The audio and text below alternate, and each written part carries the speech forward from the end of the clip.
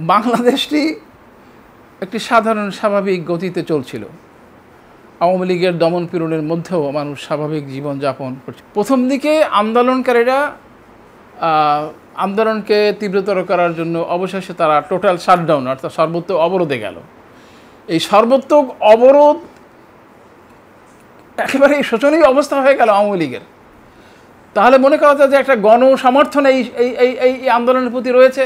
মানুষ রাস্তায় নামেনি, এটা কেউ পিকেটিং হয়নি, মানে তেমন কোনো প্রচারণা হয়নি, কিন্তু মানুষ রাস্তায় নামেনি।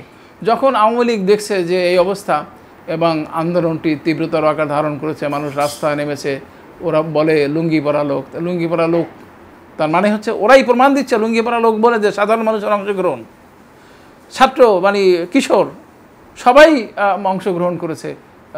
সুতরাং এই আন্দোলনটিকে মানে দমন করার জন্য তারা যে ব্যবস্থাটি অবলম্বন করেছে সেটি অকার্যকর হয়ে গেছে। যখন অকার্যকর হয়ে গেছে তখন বাংলাদেশকে রাজনৈতিকভাবে সাধারণভাবে স্বাভাবিকভাবে আলোচনার মাধ্যমে সংলাপের মাধ্যমে রাজনৈতিক বোঝাপড়ার মাধ্যমে মোকাবেলা না করে তারাই আবার একটি সর্বাত্মক ক্র্যাকডাউনের ব্যবস্থা করলো। আমি শুনি নাই পৃথিবীর ইতিহাসে এমন কোনো দেশ আছে কিনা সারা দেশে কারফিউ।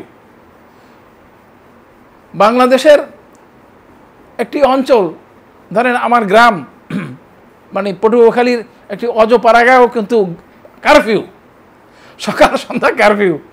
55,000 এই 56,000 বর্গমাইলের এই দেশটির সর্বত্র কারফিউ। কারফিউ দিয়ে কি হয়েছে? জীবনকে অচল করে দেওয়া হয়েছে। কারখানা চলেনি, অর্থনৈতিক কাজ চলেনি, কমিউনিকেশন হয়নি, মানে এই গার্মেন্টস বন্ধ হয়ে গেলে আমাদের বড় ধরনের একটি রপ্তানি ক্ষেত্র সেটি বন্ধ হয়ে গেছে এবং উৎপাদনের অন্যান্য ক্ষেত্র যেমন ধরেন মৎস্য, এই মাছ আমাদের জন্য একটা বড় ধরনের উৎস, সেটি বন্ধ হয়ে গেছে। মানে সর্বত্র কারফিউ। এই কারফিউর মাধ্যমে তারা নিজেদের মরণ নিজেরা নিশ্চিত করেছে।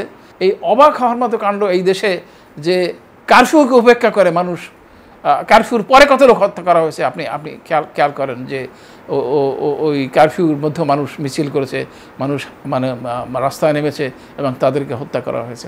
তাহলে পরে দ্বিতীয়ত আইন শৃঙ্খলা অবস্থা একেবারেই শোচনীয়।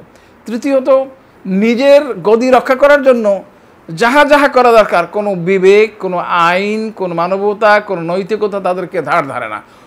অফিস বন্ধ, গাড়ি বন্ধ, সব কিছুই বন্ধ।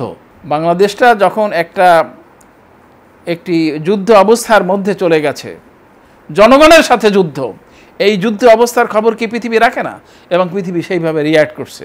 এবং আমাদের একজন সম্মানীয়, আমাদের বাংলাদেশের জন্য যে সম্মান বয়ে এনেছেন প্রফেসর মোহাম্মদ ইউনূস, তিনি মানুষকে রক্ষা করার জন্য, অর্থাৎ সরকার যাতে শক্তি প্রয়োগের মাধ্যমে আরও মানুষকে হত্যা না করে সেদিন আহ্বান জানালেন, সেটাই তার অপরাধ হয়ে গেল।